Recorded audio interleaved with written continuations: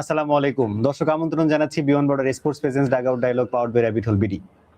বাংলাদেশ তাদের নিউজিল্যান্ডের সাথে দুটা সিরিজ শেষ করলো। একটা সিরিজে বাংলাদেশকে আমরা জিতে দেখেছি 2-1 ব্যবধানে, এবং আজকের ম্যাচটা জিতলে বাংলাদেশ হয়তো পরপর কন্টিনিউয়াস দুইটা সিরিজ জিততে পারতো। কিন্তু বৃষ্টিবিঘ্নিত এই ম্যাচে বাংলাদেশ আজকে কিন্তু হেরেছে, এবং সেই ম্যাচের পোস্ট ম্যাচ অ্যানালাইসিসের জন্য আমরা আজকে স্টুডিওতে আমন্ত্রণ জানিয়েছি সার্টিফাইড পারফরমেন্স অ্যানালিস্ট আহমেদ জোজান প্রতীক ভাইকে। প্রতীক ভাই, কেমন আছেন? আলহামদুলিল্লাহ ভালো। বৃষ্টির দিন তো ভালো লাগারই কথা, কিন্তু একটু তো মন খারাপ যে বাংলাদেশ আজকে হয়তো একটু ভালো খেললে ম্যাচটাও বাংলাদেশের হতে পারতো। কোথায় বাংলাদেশ হেরেছে? আমি যেটা বলছিলাম প্রি ম্যাচ অ্যানালাইসিসে, যে ব্যাটিং করতে গিয়ে বেশি তাড়াহুড়া যেন আমরা না করে ফেলি, এই আশঙ্কাটা সবসময় আমার ছিল। যখন আমরা আগে ব্যাট করব আমার কাছে মনে হচ্ছিল যেটা হওয়ারই ছিল, এবং আসলে আজকে তার ব্যতিক্রম ঘটেনি। এবং পার্টিকুলারলি নিউজিল্যান্ডের বোলিং অ্যাটাকটা আজকে একটু বোলস্টার্ড হয়েছে বেন সিয়ার্সের ইনক্লুশনে।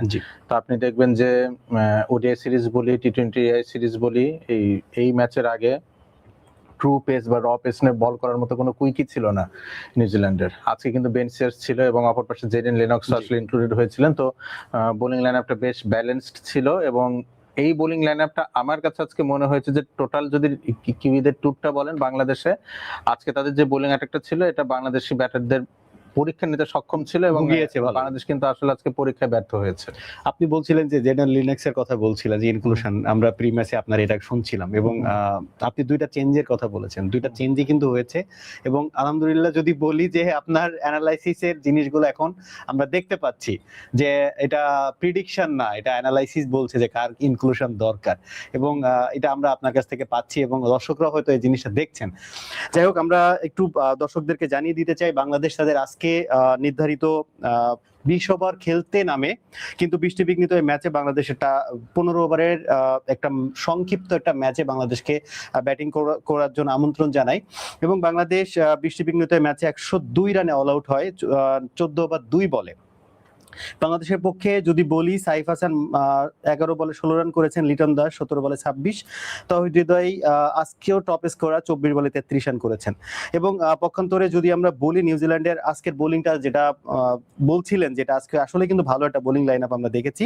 নাথান স্মিথ, বেন সিয়ার্স এবং ক্লার্কসন প্রত্যেকেই কিন্তু আসলে ভালো বোলিং করেছেন, এবং জবাব দিতে নেমে আমরা নিউজিল্যান্ডকে দেখেছি 2 ওভার বাকি থাকতেই তারা জয়ের লক্ষ্যে পৌঁছেন, এবং রবিনসন 14 বলে 23, জ্যাকবস 31 বলে 62 রান, এটা বিধ্বংসী ইনিংস খেলেছেন, এবং ফক্সক্রপ উনি 15 বলে 15 রান করে আসলে জয়ের লক্ষ্যে পৌঁছান। এবং বাংলাদেশের পক্ষে শরীফুলের বলার মতো স্পেল ছাড়া আসলে কারোরই বোলিং ওভাবে ছিল না। এছাড়া শেখ মেহেদী হাসান 3 ওভারে 20 রান দিয়ে 1 উইকেট, এবং শরীফুল 3 ওভারে 19 রানে 3 উইকেট।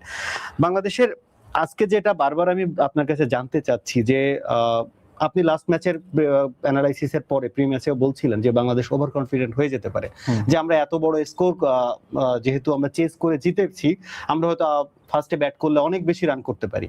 আজকে কিন্তু বাংলাদেশের ব্যাটসম্যানদের প্রথম অংশে যদি বলি যে একটু ধীর স্থির ভাবে খেলার চেষ্টা করেছে, এবং পরবর্তীতে কিন্তু খুব তাড়াহুড়া বৃষ্টির পরে, মানে আমি একটু জাস্ট অ্যানালাইসিসের কথা যদি বলি, যে সেকেন্ড হাফে বাংলাদেশের 7 উইকেট পড়েছে মাত্র 59 রানে। এটা কেন ছিল?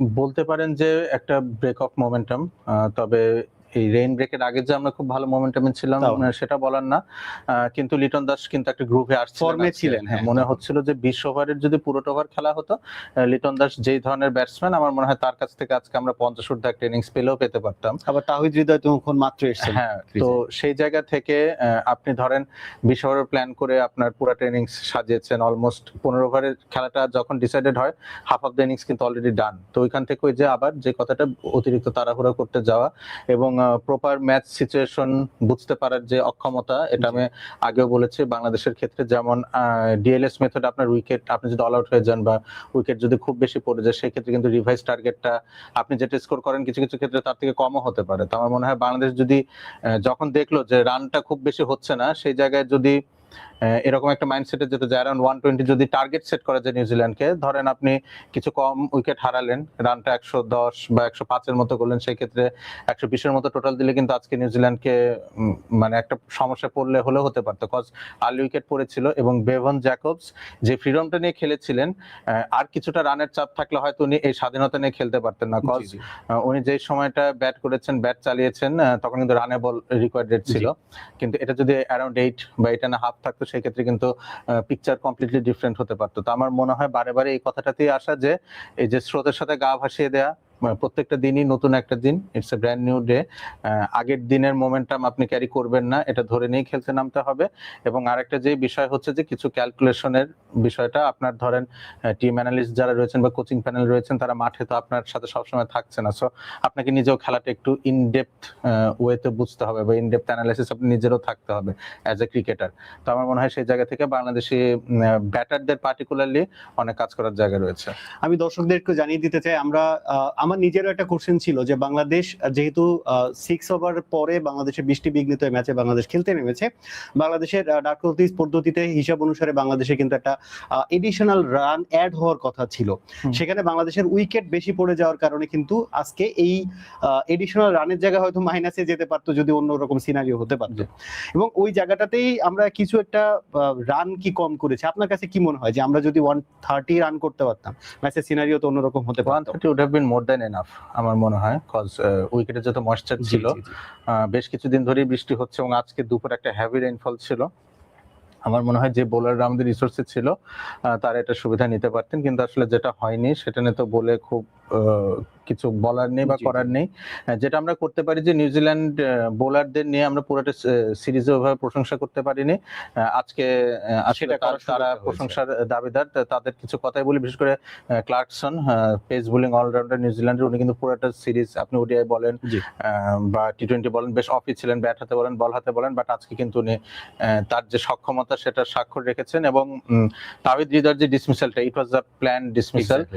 আপনার ফিল্ডারটা ঠিক সেখানেই পোস্ট করা ছিল, লেগ স্ট্যাম্প বরাবর একটা ইয়র্কার লেন্থে ডেলিভারি ছিল, এবং তাওহিদ হৃদয়ের ডিসমিসালটি কিন্তু আসলে আজকে ম্যাচের মোড় ঘুরিয়ে দিয়েছে। তাওহিদ হৃদয় যে ধরনের ফর্মে বা ছন্দে ছিলেন, উনি যদি টিল 13 বা 14 ওভার টিকতেন, রান 120-এর উপরে খুব আরামেই যেতে পারতো। আপনি প্রি ম্যাচে নিউজিল্যান্ডের দুইটা চেঞ্জের কথা বলেছিলেন, সেটা কিন্তু চেঞ্জ হয়েছে। তাহলে অ্যানালিস্ট যেটা বলছে সেটা কি নিউজিল্যান্ড টিম সেটা ইউটিলাইজ করছে কিন্তু বাংলাদেশ সেটা করছে না, এরকম কি কিছু? আমার কাছে কেন জানি মনে হলো যে যেহেতু আমরা যেটা শুনেছি যে আব্দুল গফার সাকলাইনের একটা পসিবল ছিল যে তাকে টিমে আসা পসিবিলিটি ছিল, কিন্তু যেহেতু তানজিদ সাকিব টিমে নেই ইনজুরির কারণে, সেক্ষেত্রে সাইফুদ্দিনকে দলে না নিয়ে আব্দুল গফার সাকলাইনকে একটা সুযোগ দেওয়া যেত কিনা?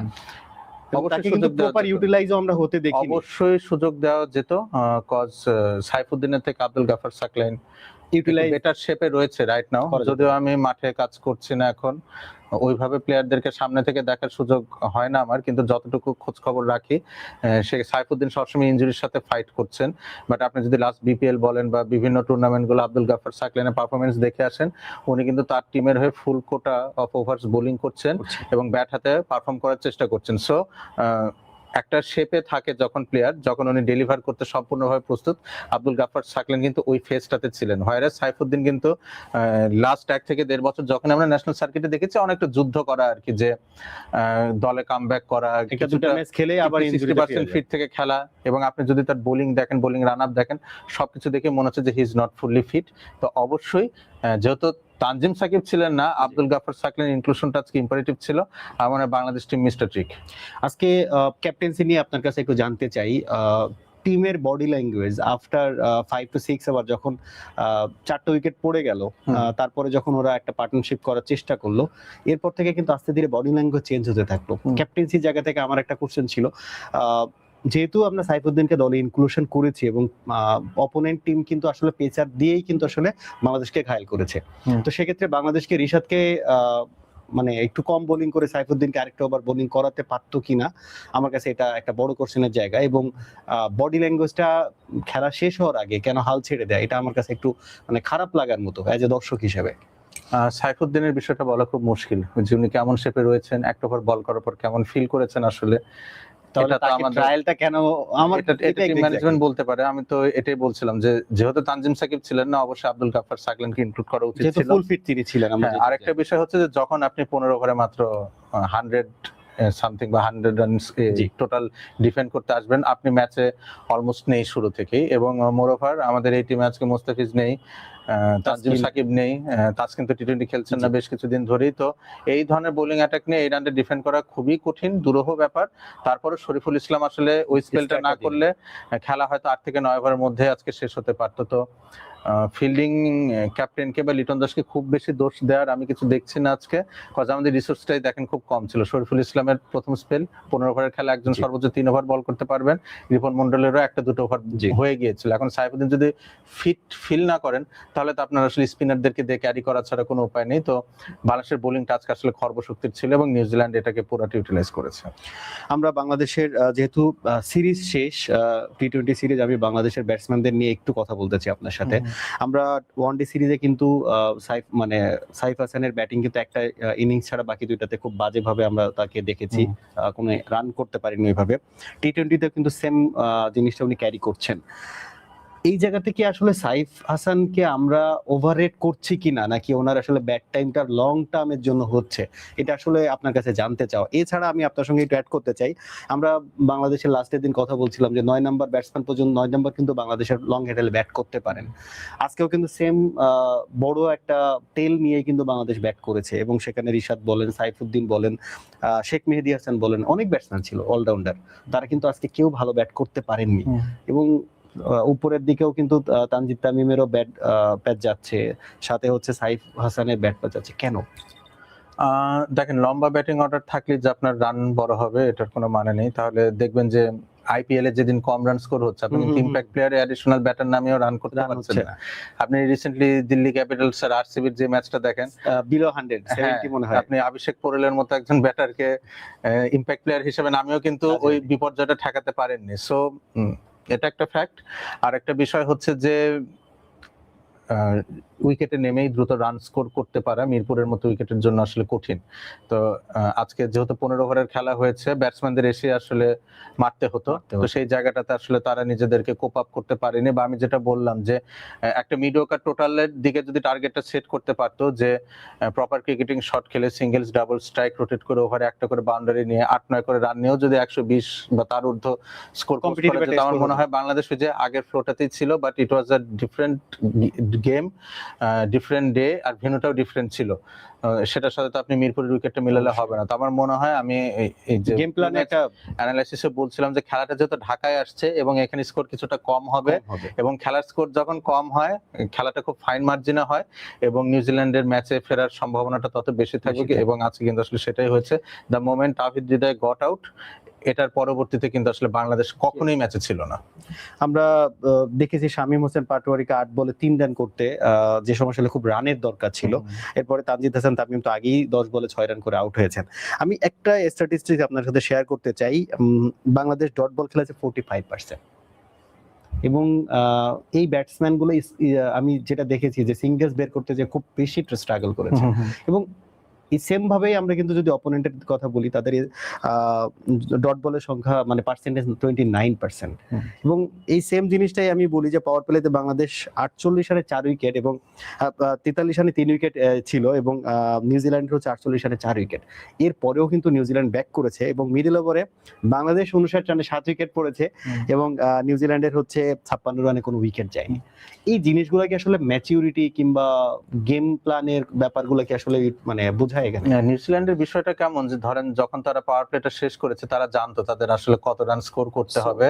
তো আপনি দেখেন যে নিউজিল্যান্ডের আজকে রেকর্ড রেট ছিল অ্যারাউন্ড 7, তো আপনার পাওয়ার প্লেতে আপনি 8 রানস পার ওভার স্কোর করে ফেলেছেন, তো সেই ক্ষেত্রে আপনার রেকর্ড রেট অনেক কমে গিয়েছে। সেখান থেকে নিউজিল্যান্ড কিন্তু আসলে অ্যাডিশনাল প্রেসারটা ফিল করেনি, বাংলাদেশ কিন্তু আজকে সেটা ফিল করেছে। যখন জানানো হলো যে 15 ওভারের খেলা হচ্ছে, তখন কিন্তু বাংলাদেশের উপর চাপ ছিল যে বাড়তি রানটা স্কোর করা। 1/3 অলরেডি ব্যাট করে ফেলেছে বাংলাদেশ। তো সেই জায়গা থেকে এই পরিসংখ্যানটা একটু মিসইন্টারপ্রেট করতে পারে অনেকে, এটা একটা বিষয়।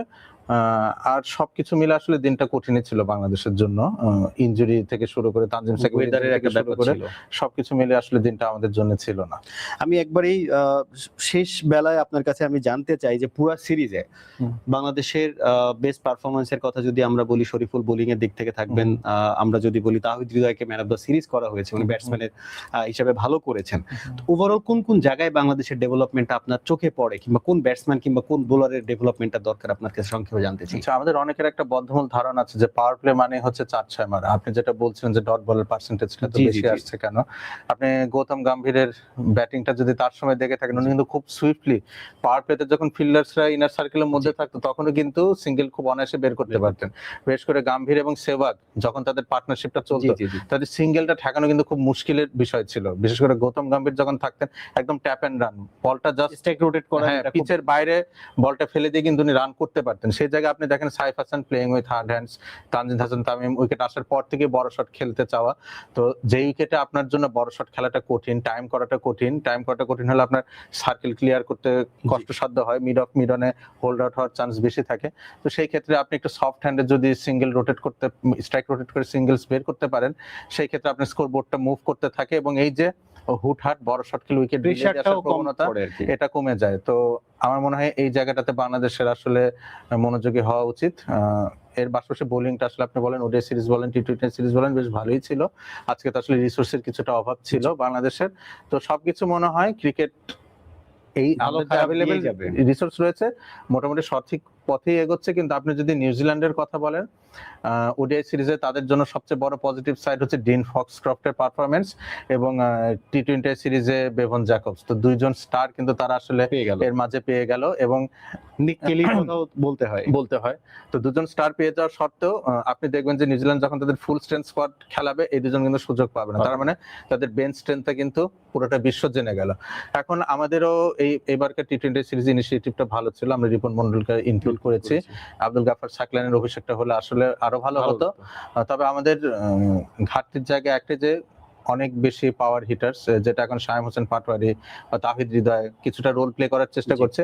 এটার ব্যাকআপ হিসেবে কিছু প্লেয়ার যদি আমাদের আরো বেশি থাকতো সেটা ভালো হতো। তো আশা করি যেভাবে টি-টোয়েন্টি স্কোয়াডটা ডেভেলপ করছে আমাদের, আমরা কিছু রিসোর্স হয়তো শীঘ্রই পেতে যাবো আরো। আমরাও আশা করি যে বাংলাদেশ ওয়ানডে সিরিজের মতো তাদের ওয়ানডে সিরিজেও যেমন আমরা কথা বলছিলাম যে ভুল ত্রুটি শুধরে বাংলাদেশ নেক্সট সিরিজগুলো আরো ভালো করুক। টি-টোয়েন্টির খেলা বেলাতেও বলছি যে হয়তো জয় নিয়ে কথা বলতে পারলে আরো ভালো লাগতো আমাদের, কিন্তু সেটা হয়নি। কিন্তু বাংলাদেশের আরো ডেভেলপমেন্ট করার যে জায়গাগুলো আছে সেটা হয়তো টিম ম্যানেজমেন্ট কিংবা বিসিবিও সেটার দিকে নজর দিবেন এবং আমরা আশা করি নেক্সট খেলা নিয়ে যখন কথা বলবো বাংলাদেশের জয় নিয়ে কথা বলতে পারবো। ধন্যবাদ প্রতীক ভাই, পুরোটা সিরিজ আপনি আমাদের সাথে ছিলেন। দর্শক, এতক্ষণ কথা বলছিলাম বাংলাদেশ এবং নিউজিল্যান্ডের টি-টোয়েন্টি সিরিজ আজকে শেষ হলো এবং বাংলাদেশ এবং নিউজিল্যান্ড একে সমতা নিয়ে আজকে সিরিজ শেষ করেছে। আমরা আশা করি বাংলাদেশ তাদের পরবর্তী সিরিজগুলা ভালোভাবেই শেষ করবে এবং ভালো খেলা উপহার দিবে বাংলাদেশের দর্শকদেরকে। দর্শক, আমাদের অনুষ্ঠান কেমন লাগছে আপনারা আমাদেরকে জানাতে পারেন আমাদের ফেসবুক এবং ইউটিউবের কমেন্ট বক্সে। ভালো থাকুন, সুস্থ থাকুন, আসসালামু আলাইকুম।